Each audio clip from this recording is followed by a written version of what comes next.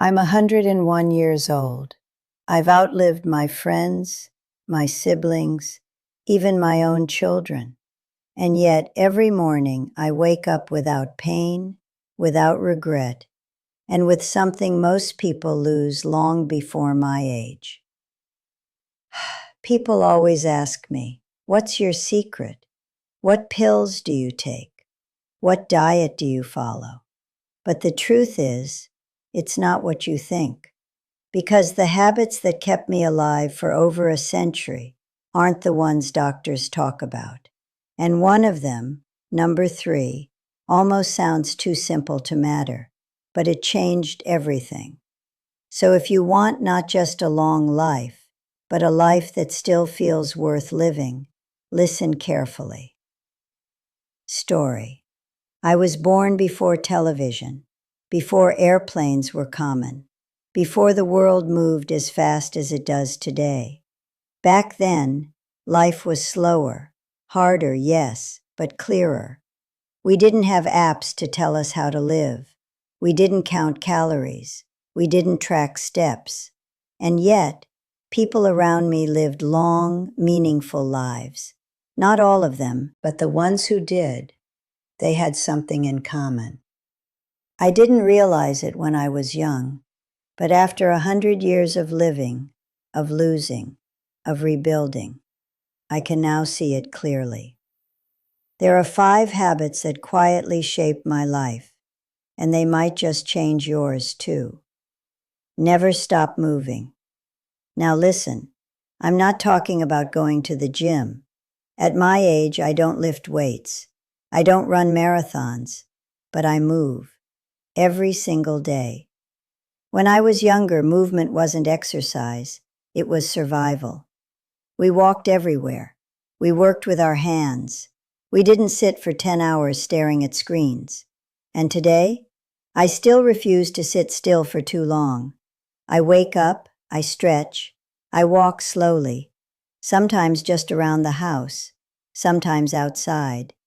Not fast, not far, just enough to remind my body, you're still alive, keep going. Most people don't die because they get old. They get old because they stop moving. Their world shrinks, their muscles weaken, their spirit follows. But when you move, even a little, you send a message to your body, we're not done yet. Eat like your grandparents did. Let me tell you something. I've never followed a diet. No keto, no fasting trends, no complicated rules. I simply ate what we always ate. Simple food, fresh food, real food, vegetables from the ground, meat in small portions, bread made at home, water instead of sugary drinks, and most importantly, I stopped eating when I wasn't hungry anymore. Not when the plate was empty, not when the clock said so, but when my body said, that's enough. Today, people eat for entertainment, for stress, for boredom. But your body isn't confused. It knows what it needs, if you listen. I truly believe half the diseases today don't come from age. They come from what we've made normal. Let things go. Now this one saved my life. Not once, but many times. I've been betrayed. I've lost people I loved more than anything. I've lived through moments where I thought, I won't survive this. But here's what I learned. Holding on to anger is like drinking poison and expecting the other person to suffer. For years I carried pain, regret, guilt, but it aged me faster than anything else. Then one day, I stopped. Not because I forgave everyone, but because I realized I wanted peace more than I wanted to be right. And everything changed. My sleep improved. My health improved. Even my relationships improved. Letting go doesn't mean forgetting. It means choosing not to relive the pain every single day. And at 101, I can tell you this. The people who live the longest aren't the strongest. They're the ones who don't carry unnecessary weight in their hearts. Wake up with a reason. Here's something most people won't tell you. Longevity isn't just physical. It's deeply emotional.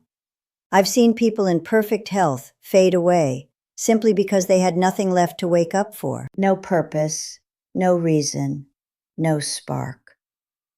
But every day, I wake up and ask myself, what's worth doing today? Sometimes it's small, talking to someone, watching the sunrise, telling a story. It doesn't have to be big, but it has to be something. Because the moment you feel like your life no longer matters, your body starts to believe it too. Purpose is not about achievements, it's about connection. And as long as you feel connected, you'll keep going. Stay close to people. Now this might be the most important one. I didn't live this long alone. I had people, family, friends, neighbors, even strangers who became part of my story. We talked, we laughed, we shared meals, we showed up for each other. And that matters more than any medicine. Today, people are more connected than ever, but also more alone than ever. Messages replace conversations. Screens replace presence. But your body, your mind, your soul, they need real connection, a voice, a touch, a moment. Because loneliness, it doesn't just hurt emotionally. It slowly wears you down physically too. If you want a long life, don't just take care of your body. Take care of your relationships. Turning point moment. Let me tell you something honest. I don't know how many years I have left. Maybe a few, maybe less. But I'm not afraid. Because I didn't just live long. I lived fully. And that's the difference. Most people are trying to add years to their life. But what they really need is to add life to their years. Final. If you remember nothing else from what I said, your life is not decided by one big moment.